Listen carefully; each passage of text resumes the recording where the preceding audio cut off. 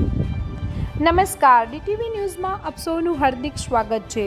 સિંગવડમાં બાળકી સાથે થયેલા ઘટનાને પગલે મહિલા અધિકાર મંચ દ્વારા કલેક્ટરને આવેદન આપી ફાંસીની સજાની માંગ કરવામાં આવી।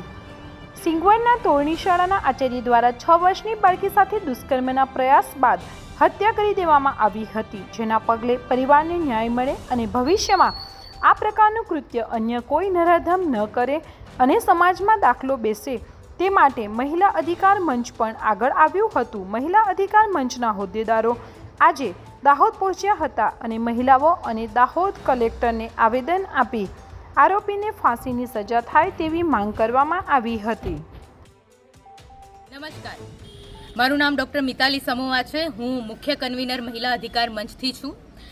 છેલ્લા ઘણા સમયમાં ગુજરાતમાં મહિલાઓ અને દીકરીઓની પરિસ્થિતિ કથળતી જાય છે, તેમની સાથેના અત્યાચારમાં રોજે રોજ વધારો થતો જાય છે।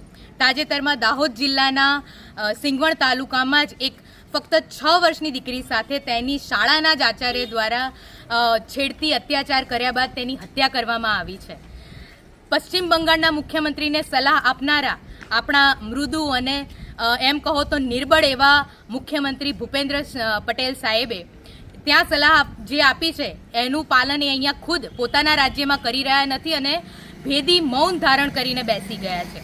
એવામાં આજે મહિલા અધિકાર મંચ દ્વારા અમે દાહોદ કલેક્ટર કચેરી ખાતે આ આરોપી આચાર્યના કેસને ફાસ્ટ ટ્રેક કોર્ટ ઉપર ચલાવીને આચાર્યને ફાંસીની સજા થાય એવી માંગણી સાથે આવ્યા છીએ અને ઉપરાંત ગુજરાતમાં મહિલાઓ અને દીકરીઓની સુરક્ષાને કાયમ રાખવામાં નાકામ રહેલા કથિત મૃદુ અને નિર્બળ એવા મુખ્યમંત્રી ભૂપેન્દ્ર પટેલનું રાજીનામું પણ અમે માંગણી આજે કરી રહ્યા છીએ।